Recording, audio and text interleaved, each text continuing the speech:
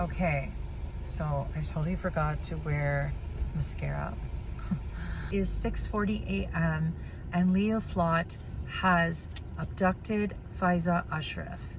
She's extremely startled when she hears the car rustling towards her, and she freaks out. And then Leah Flott gets out of the car. He runs after her, grabs her, ties her up with zip ties. He ties her wrists and her ankles like she's a hog, so tightly, and throws her in the back of his trunk.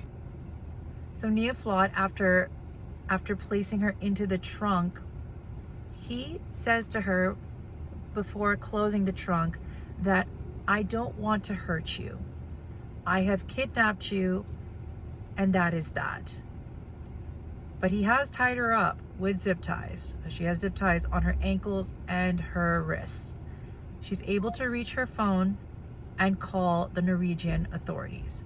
Norwegian authorities are alerted that a woman in her 20s is gone missing. They can't locate her. She's given the profile of Nia Flott's description of Shamrez Khan, who she's convinced is the one who organized the hit.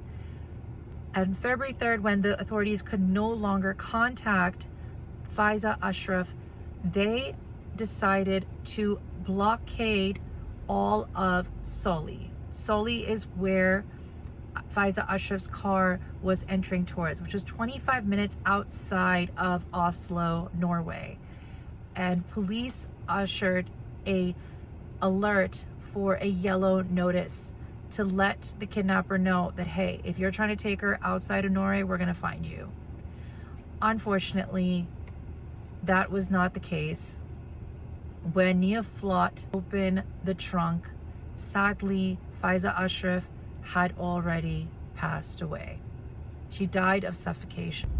So what he did is that he had a pre-prepared shallow grave ready to go, where he threw her body, and it was 200 meters deep. And he left her body buried in that area, which is Soli, and fled with his girlfriend, and he left.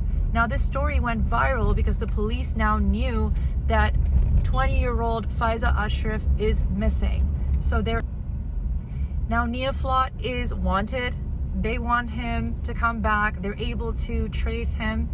They get him back to the police station. He's being interrogated for hours and hours, and finally he admits that, yes, I buried her body, and the location, which was Soli, 25 minutes outside of Oslo, Norway, at Westmarka, which was a huge popular ski resort. They find her body.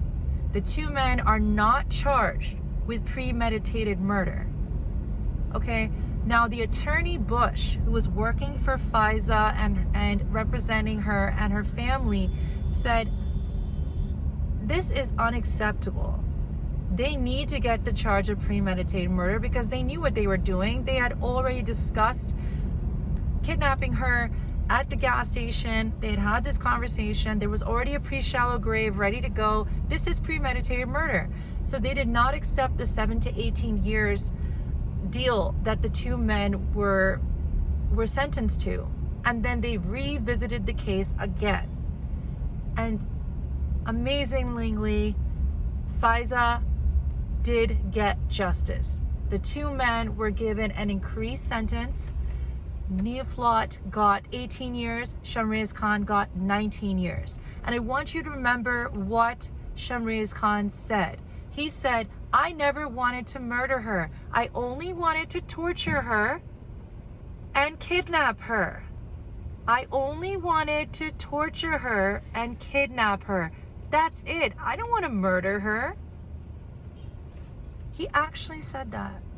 The two men had to pay 200,000 krones to Faiza's family, and they tried to appeal the case on March 26, 2011, and the judge said no to their appeal, and now they can no longer appeal their case.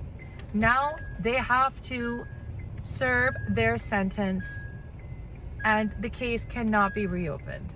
This was the first non-gang related case in Norway, and it really shook the community. because nothing like this has ever happened. And it also showcased how bad obsession can become deadly. So this was also called the Faiza case. The Faiza case. So it's a very important case. This case went viral, and at her funeral, there were 1,000 people who attended and paid their respects to her and her family. She was only 26 years old. She would have been 42 today in 2024.